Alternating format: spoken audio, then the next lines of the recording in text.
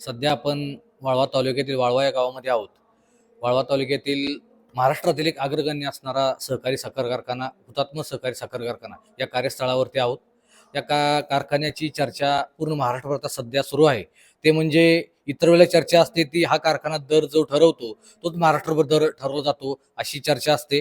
पण सध्याची चर्चा ही वेगळी आहे, कारण या कारखान्यावरती चेअरमनांच्या विरोधातच 15 ते 16 दिवस आजचा आहे की आंदोलन सुरू आहे. आणि या सविस्तर आंदोलन कशा पद्धतीने आहे, आंदोलन करण्यामागची कारण काय, हे सविस्तर चर्चा करण्यासाठी शिवसेनेचे नेते गौरवभाऊ नायकुडे आपल्या सोबत आहेत. आपण त्यांच्याकडून जाणून घेऊया की नेमकी आंदोलनाची दिशा कशी असते, आंदोलन करण्यामागचे कारण काय. भाऊ नमस्ते. नमस्कार. नमस्कार. पहिल्यांदा आपल्या कारखान्याची चर्चा खूप वेगळ्या पद्धतीने पूर्वी असायची, कारण अण्णांनी हे रोपटं खूप मोठं उभा केलेलं आहे. पण आता सध्या चर्चा आहे ती वेगळ्या पद्धतीची आंदोलनाची दिशा आहे कारखान्याला. काय नेमकी कारण आहेत?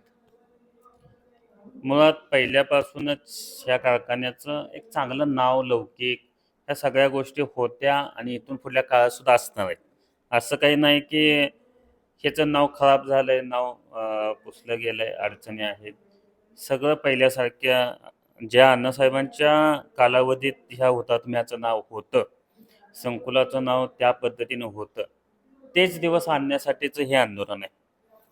आता 15-16 संचालक येऊन इथं आंदोलनाच्या ठिकाणी बसतात, सभासद सगळे येऊन बसतात. यांची सगळ्यात महत्त्वाची मागणी एकच आहे की चेअरमननी राजीनामा दिला पाहिजे. ही माफक अपेक्षा आहे. ह्या कारखान्याला प्रत्येक 5 वर्षाला बौद्ध समाजाचे चेअरमन झाले, मुस्लिम समाजाचे चेअरमन झाले, माळी चेअरमन झाल्या, सव्वाशे काका म्हणून होते ते चेअरमन झाले. प्रत्येक 5 वर्षाला प्रत्येक सर्वसामान्य घटकांना न्याय दिला गेला आणि त्यावेळेला ह्या कारखान्यानं महाराष्ट्रामध्ये 1 नंबरचा दर द्यायचा. सगळे उच्चांकी रिकव्हरी सहित सगळे उच्चांकी पुरस्कार ह्या कारखान्यानं ह्या ठिकाणी आणले आणि ते दिवस आणण्यासाठी हे आंदोलन चालू.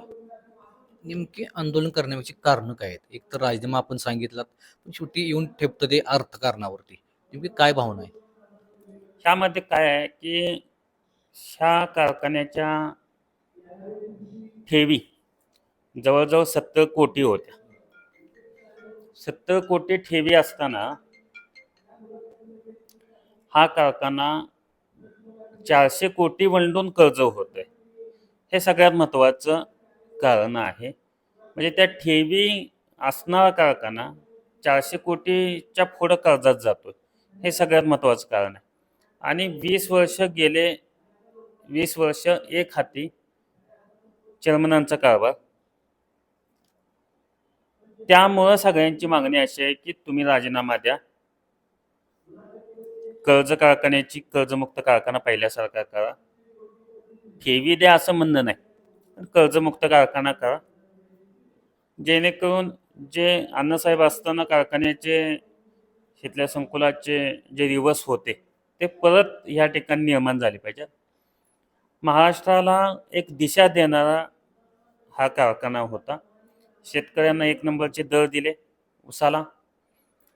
सगळ्या चळवळींना, मग धरणग्रस्त असतील, पाणी चळवळी असतील, महाराष्ट्रातल्या अल्पसंख्याक लोकांच्या चळवळी असतील, त्यांना पाठबळ देणारा हा कारखाना होता.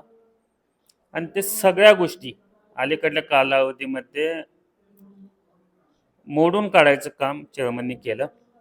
त्यामुळं संतप्त विचारानं सगळ्या लोकांनी एकत्र येऊन त्यांना थांबवा आणि सर्वसामान्य संचालकाला नंतर आपण चेअरमन करू आणि पहिले दिवस आणू म्हणून ह्या ठिकाणी सगळे लोक एकत्र 15 दिवस झालं बसले. भाऊ, अण्णासाहेबांनी हा कारखाना उभा केला. अण्णासाहेबांनी देशासाठी चळवळी केल्या, देशासाठी आंदोलनं केली. पण आज तुमच्यावर वेळ येते की अण्णासाहेबांनी जे संकुल उभा केले ते वाचवावं असा आपला मुद्दा आहे, म्हणून आपण आंदोलन करताय. काय मनाला वेदना होत्या? ज्या ठिकाणी आपण बसलोय ह्या ठिकाणी अण्णासाहेब बसायचे. साखर पडल्यानंतर गेटच्या आत पाऊल अण्णासाहेबांनी ठेवला नाही. ज्या कारखाना उभा केला त्याचे सभासद सुद्धा अण्णा झाले नाही. आम्हाला सुद्धा ह्या कारखान्याचं चेअरमन व्हायची अजिबात हौस नाही. साधा संचालक चेअरमन नंतर झाला पाहिजे आणि अण्णांचे दिवस आले पाहिजेत, ह्यासाठीची ही चाललेली आमची तळमळ आहे, धडपड आहे. मुळात हे करताना आनंद होतोय असं अजिबात नाही. ह्या अतिशय वेदना होत्यात मनाला, की आपण काय उंचीवर होतो. महाराष्ट्रामध्ये आजूबाजूच्या आपल्या भागामध्ये अण्णांचं नाव, हुतात्मा संकुलाचं नाव काय होतं आणि आता काय करून ठेवलं यांनी. आणि हे सगळं थांबल्यानंतर जसं कारखान्याचं, शेतकऱ्यांचं, सभासदांचं जसं नुकसान होणार आहे, तसंच अण्णासाहेबांनी एवढ्या वर्ष कष्ट केलेलं, त्यांनी नाव इतकं मोठं मिळवलेलं, त्यांच्या नावाला सुद्धा किंवा आमच्या सुद्धा सगळ्या गोष्टीला ह्या ठिकाणी आमचं सुद्धा फार मोठं नुकसान यामध्ये होणार आहे. आणि भाऊ, हे चांगलं होण्यासाठी जर चाललेलं हा घरगुती आपला विषय आहे, कारण सगळे एका कुटुंबातले आपण आहात. हा कुठतरी मिटवता आला नसता का आंदोलनाच्या पवित्र न घेता? एक तर हा सगळा सभासदांचा, शेतकऱ्यांचा हा कारखाना म्हणून पहिल्यापासून ओळखला गेला. हा घरगुती विषय नाही. तरी सुद्धा जवळजवळ 1 वर्ष झालं ह्या गोष्टींसाठी आमचे प्रयत्न चालू होते, की तुम्ही थांबा, दुसऱ्या संचालकाला आपण चेअरमन करूया आणि पारदर्शकपणे कारभार चालू दे. पण एक हाती सगळं हे करायचं, चेअरमननी संचालक असतील, सभासद असतील, काही प्रमुख आमचे कार्यकर्ते असतील, कुणालाही विचारात न घेता ह्या सगळ्या बऱ्याचशाच मोठ्या भानगडी करून ठेवल्या.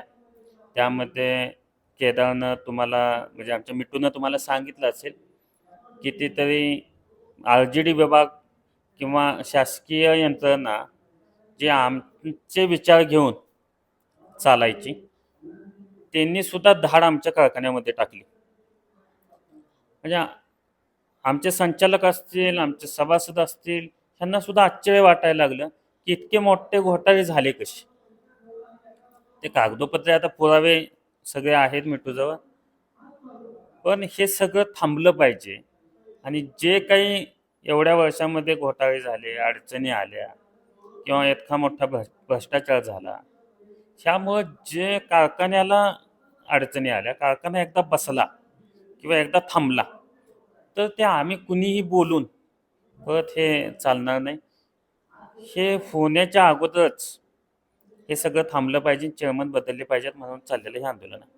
भाऊ, नायकवडी कुटुंबामध्ये उभी फूट पडली असं म्हणायचं काय? ह्याच्यामध्ये कसं आहे,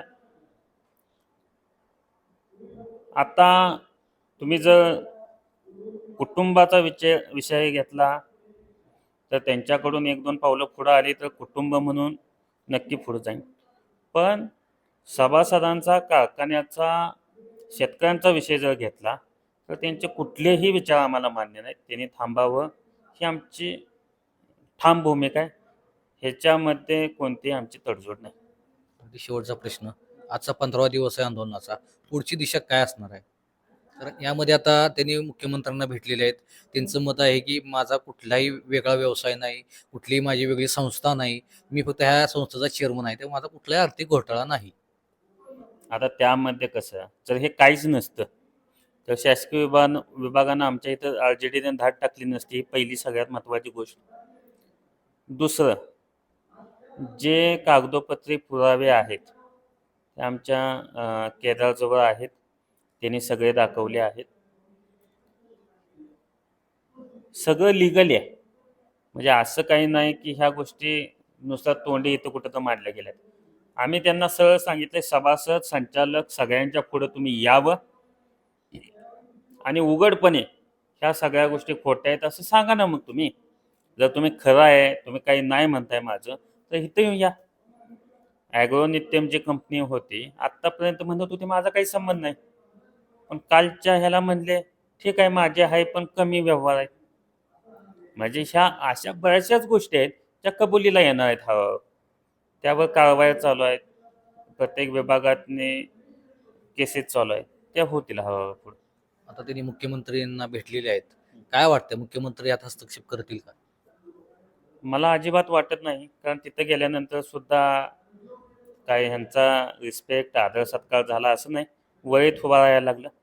म्हणजे आमच्या दृष्टीनंच ती दुर्दैवाची गोष्ट आहे की नागनाथ अण्णांचा चिरंजीव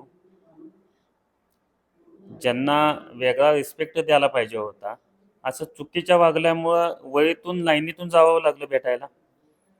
आणि मुळात चुकीच्या गोष्टींना आता त्यांना जाऊन काय आपण सांगू शकतोय मी साखर चोरीमध्ये आहे, मी ह्या गोष्टी माझ्या आर-जे-डीच्या धाड पडल्यात, हे थांबवा, असं सांगू शकतोय का? नाही. त्यामुळं फडणवीस साहेब अतिशय हुशार आहेत. ते खालनं चौकशी केल्याशिवाय ह्या गोष्टीमध्ये भाग घेणारच नाहीत आणि निश्चित ह्या गोष्टीला ते कधी खतपाणी घालणार नाहीत. कारण महायुतीच्या बरोबर आजपर्यंत मला वाटत नाही की ही एका कुठल्याही गोष्टीत ह्यांचं सहकार्य महायुतीच्या बाबतीत राहिलं आहे. त्यामुळे ते राहणार नाहीत पाठीशी. काय आव्हान करा सभासदांना अगदी थोडक्यात? सभासदांना आपल्या भागातल्या सगळ्याच आमच्या सहकार्यांना मी एकच आव्हान करेन, ह्याच्यामध्ये आपला सर्वसामान्य संचालक चेअरमन होईल आणि आपण क्रांतीवीर नागनाथ अण्णांचे जे सोनेरी दिवस म्हणून आपली जुनी सगळी माणसं म्हणतात, ते दिवस आणण्यासाठीची ही लढाई आहे आणि सर्वांनी मोठ्या ताकदीने ह्यामध्ये सहभागी व्हावं. पहिले दिवस आणायसाठी आपण सर्वांचीच आपल्याला मदत लागेल. तुम्ही सर्वांनी मोठ्या ताकदीने ह्यामध्ये सहभागी व्हावं. तर हे होते गौरव नायकुडी यांनी त्यांच्या भावना सांगितल्या आहेत. कशा पद्धतीने कारखाना वाचला पाहिजे, कशा पद्धतीने कारखाना वाचवण्यासाठी त्यांचा प्रयत्न सुरू आहे. आंदोलन हे फक्त निमित्त आहे, फक्त सभासदांचा कारखाना सभासदांचा राहावा आणि आर्थिक अडचणीतून बाहेर निघावं हे त्यांचे अंतिम ध्येय आहे. सांगली तकसाठी हितुल कुमार शेटे, वाळवा.